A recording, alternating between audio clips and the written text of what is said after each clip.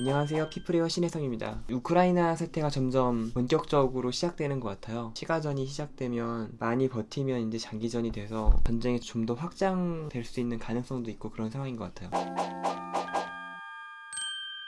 아무래도 이제 통신시설이나 이런 것들이 계속 공격을 당하니까 우크라이나 부총리님이요, 대통령이 아니고 부총리인데, 이 사람이 이제 러시아 사람들이 미사일로 우크라이나 사람들을 공격하고 있어요. 우리는 일론 머스크한테죠. 당신이 우크라이나 사람들의 스타링크 스테이션을 제공해주고 정신이 멀쩡한 러시아 사람들한테 설명을 해줘서 그들이 들고 일어날 수 있게 했으면 좋겠다고 얘기를 하네요. 일론 머스크가 스타링크로 도와줬으면 좋겠는데 어떻게 될지 모르겠어요. 제가 우크라이나 사람들을 도울 수 있는 방법은 뭐 별로 없는데, 비트코인을 보내는 게 있어서 비트코인 몇만 원 정도 사서 보내는 건 의미가 있을지 모르겠는데, 또 사기당하면 안 되니까. 하여튼 이런 상황인 것 같아요. 그리고 3일이면 끝난다고 이렇게 계속 이야기를 했지만, 전쟁이 젤렌스키 대통령도 그렇고 이전의 대통령도 그렇고 총을 직접 들고서 아직 결사항전을 외치고 있고, 실제로 시가전은 정말 지옥이거든요. 그래서 해외 도피도 거절한 상태에서 지금 시가전을 치르려고 하고 있는 것 같아요. 코미디언 출신으로 이렇게 대통령이 돼서 국정 경험이 많은 사람 같지는 않지만 우크라이나 사람들한테 되게 많이 지지를 받고 있는 것 같고요. 농담으로 이제 그런 짤 같은 게 있었는데, 대통령 후보로 이완용이랑 김정은, 유재석이 나오면 당신은 누굴 뽑겠냐 라고 했는데, 이제 여기에 유재석 같은 그런 사람을 뽑겠죠, 당연히. 그런 상황이라면. 그러니까 우크라이나 사람들이 뽑아서 나온 민주적인 대통령이고, 도망가지 않는 것만으로도 저는 되게 우호적인 마음이 많이 생겼어요. 그래서 전쟁을 빨리 포기하면 시민들이 있지 않을 텐데 라는 생각도 했었는데, 그게 아니라 지금은 심정적으로 굉장히 옛날 우리나라 역사랑 겹치는 경우 같아가지고 우크라이나 대통령이 되게 잘해주길 바라고 있어요. 저도 좀 이해가 안 가는 게, 예전에는 우크라이나에 핵미사일을 줄 정도로 사이가 친했는데 왜 이렇게 결사항전을 할까라고 생각해보니까 역사적으로 이유가 있더라고요. 이게 홀로도모르라고 소련에서 행정을 잘못해가지고 250만에서 350만 명 정도가 아사한 사건이 있어요. 이게 우크라이나어로 기아로 인한 치사라는 뜻이죠. 사진을 보면은 여기 사람들이 길에 이렇게 누워서 굶어가지고 앉아있거나 죽어있는 사람들이 이렇게 많았다고 하더라고요. 그리고 여기에 이제 가장 문제가 뭐냐면, 어떻게 답변해야 할지 모르겠습니다.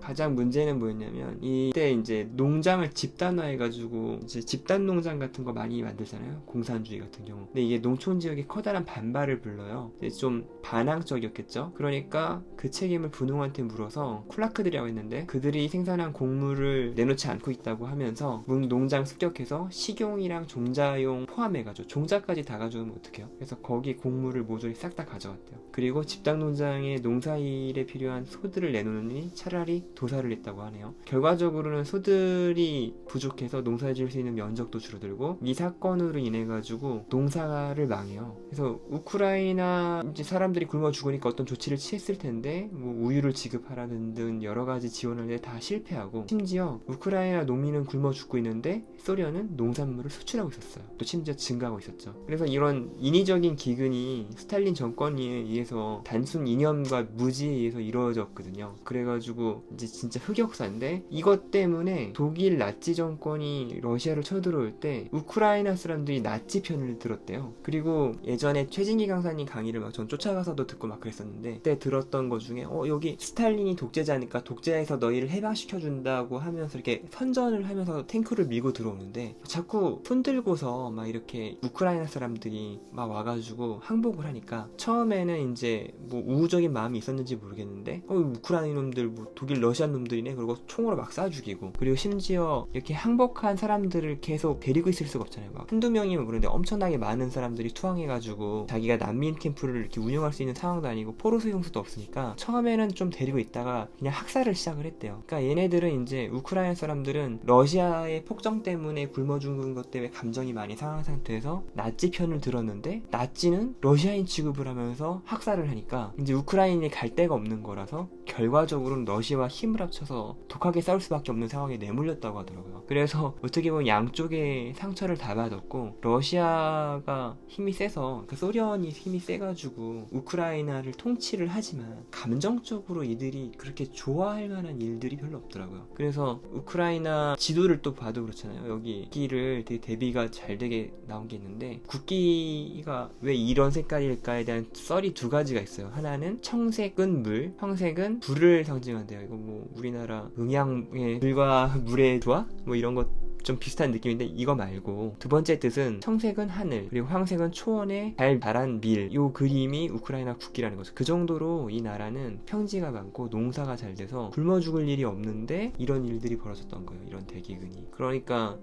뭐 나치 때문에 몰려가지고 같이 함께 싸웠긴 했지만 심정적으로는 앙금이 많이 남아있는 상태고 독립국가에 대한 열망이 되게 강한 것 같아요. 그래서 최준현 박사님 이야기 듣기 전까지는 이 나라에 대해서 제가 많이 알 리가 없잖아요. 근데 이 도네츠크나 루간스크 같은 지역도 보면은 이 지역이 이제 돈바스 지역이라고 전체 지역이 돈바스 지역이에요. 이곳의 아주 일부를 반군이 지배하고 있는 거였대요. 그러니까 뭐 다 먹고 이런 게 아니라. 근데 이제 이 나라를 괴뢰국처럼 만들어가지고 명분을 삼아서 쳐들어가려고 하는 게 러시아의 입장이고, 그래서 원래는 먹은 데만 이렇게 공화국으로 선포하는 것도 아니고 전체 지역을 나라로 인정하고 영토를 정해 주려고 하는 거죠. 그런 걸 명분으로 해서 사실 우크라이나 침공까지 끝까지 들어가는 것 같고, 여기에 이 벨라루스라는 나라에서 이렇게 위에서 쳐들어올 때 러시아군이 이렇게 배치되어 있었잖아요. 이 이유가 이 벨라루스가 유럽의 마지막 독재자라고 하는 알렉산드로 루카센코 대통령이 있어요. 이 사람이 어떤 일을 했냐면 반정부 언론인인데 라만 프라타세비치라는 사람이 있었고, 이 사람이 탄 외국 국적기를 자기네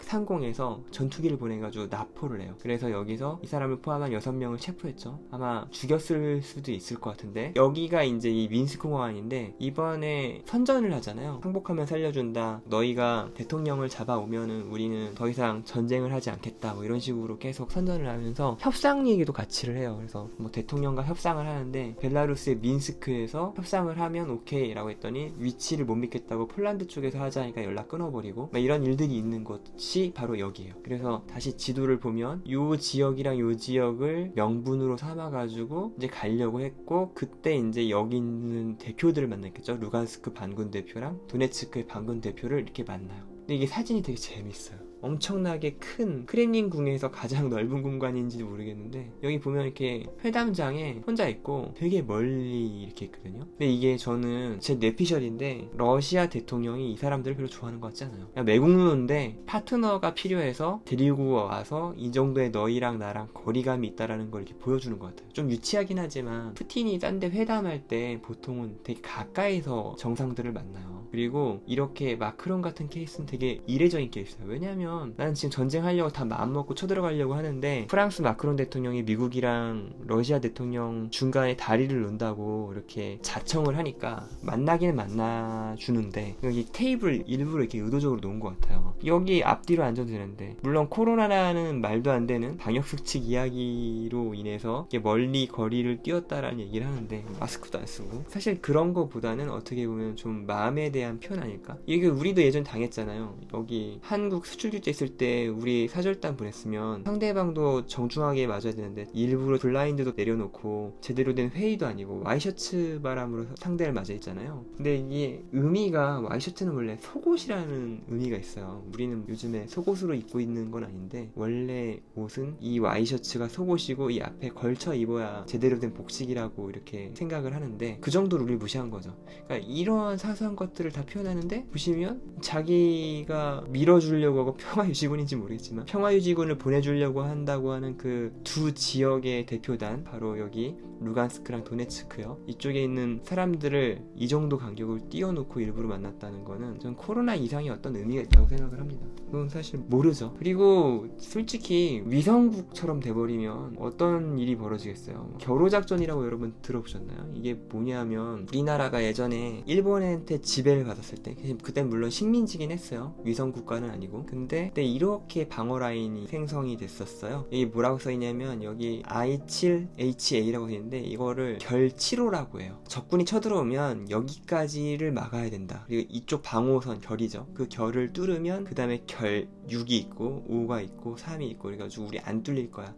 방어하는 라인들의 이제 번호를 먹여서 관리를 했는데 우리는 이쪽 내륙 쪽에서 들어오는 곳에 최전방을 맡고 있는 거예요. 정말 기분 나쁘죠. 우크라이나가 나토가 진입하는 방파제 역할을 하기를 바란다고 해가지고 이 사진을 한번 가져와 봤어요. 여러분 그 결치로에 대한 이런 다큐멘터리도 있어요. 여기 이제 결치로 작전이랑 나무위키 서재는, 나무위키가 없는 게 없는 것 같은데 여기에 이제 플레이를 하면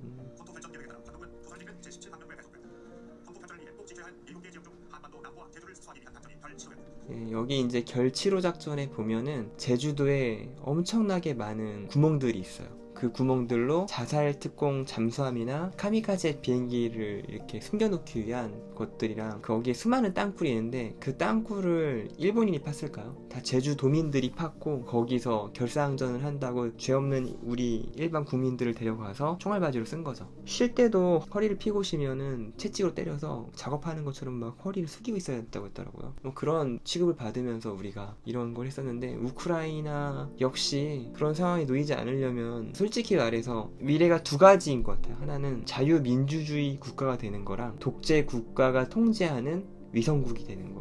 둘 중에 어떤 게 후손을 위해서 좋을지는 뭐 답은 나와 있는데 저는 솔직히 굉장히 많이 피를 흘려야 할 것 같다는 생각을 하고 그리고 명분이 있어야 나토가 개입할 수 있을 것 같아요. 그래가지고 나토가 개입하면 또 주가는 폭락하겠죠. 저는 잘 모르겠어요. 오늘 총공세를 한다고 하는데 잘 막는다고 하면 조금씩 다른 모습이 나오고 여러분 며칠 전에 주가가 더 올라가지고 또 기분이 좋았겠지만 이제 또 떨어질 수 있는 가능성도 있다고 생각을 합니다. 예측이 불가능한 것 같아요. 근데 저는 조금씩 주식은 사 모으지만 여러분도 우크라이나 좀 응원하고 싶으면 저는 비트코인 몇 개 좀 사가지고 몇 개가 아니죠 0.0000 몇 개겠지만 근데 아무튼 그거라도 사서 몇만 원이라도 이렇게 조금씩 지원해주고 싶은 생각은 있네요. 여러분도 그런 거 한번 알아보시면 좋을 것 같아요. 뭔가 이게 감정이 교차해서 별로 도움되는 것 같지도 않지만 그래도 그런 생각이 들더라고요. 하여튼 여러분 잡다한 이야기를 했는데 저번에 전쟁 시에 고립된 사람의 경험담은 다음에 이야기를 하거나 안 할 것 같아요. 내용이 좀 시의성이 있는 내용이라서 이걸 한번 만들어 봤고요.